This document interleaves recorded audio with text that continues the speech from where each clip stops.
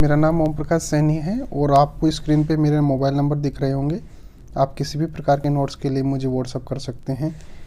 Thank you so much. आज हम exercise 1.2 के क्वेश्चन नंबर सेकंड का सॉल्यूशन देखने वाले हैं। क्वेश्चन नंबर सेकंड को एक बार हम देख लेते हैं। क्वेश्चन नंबर सेकंड क्या कहना चाह रहा है?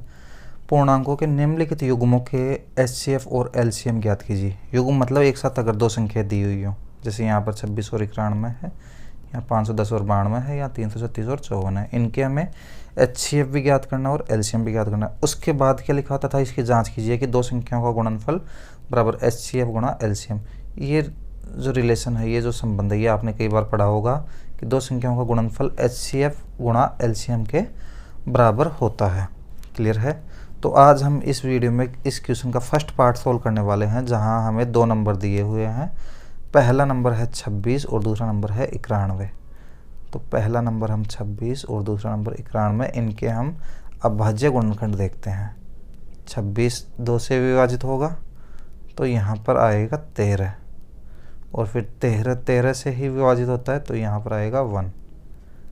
91 को हम विभाजित करें तो ये न 2 से विभाजित होगा और न 3 से, न ही ये 5 से विभाजित होगा, तो हम 7 से इसको विभाजित करेंगे। 7 एकम 7, और यहाँ पर बचेंगे 2, तो 2 और 1 21, 7 तिया 21, और यहाँ पर भी हमें देखने को मिलेगा 13। देखिए जो 26 है, इसके अभाज्य गुणनखंडों को अगर गुणनफल के रूप में व्यक्त करें तो 2 गुणा 13, और जो 91 है, इसके अभाज्य गुणनखंडों को अगर गुणनफल के रूप में प्रदर्शित करें तो ये आएगा 7 गुणा 13। अब HCF अगर हमें निकालना हो तो HCF होता है किसी भी अभाज्य गुणनखंड की न्यूनतम घात।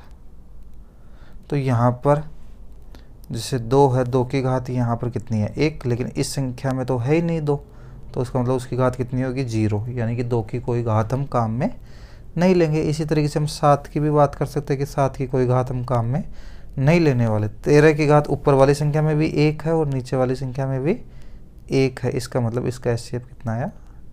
13। एलसीएम की बात करें तो एलसीएम में हम अधिकतम घात लेते हैं। 2 की अधिकतम घात यहाँ 1, यहाँ 0, तो 2 की घात 1 आएगा।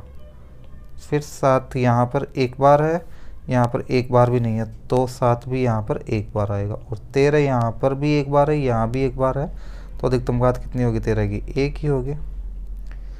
तो अगर एलसीएम इसको सॉल्व करें तो 13 को 7 से गुणा करेंगे 91, और 91 को 2 से गुणा करेंगे 182 आएगा।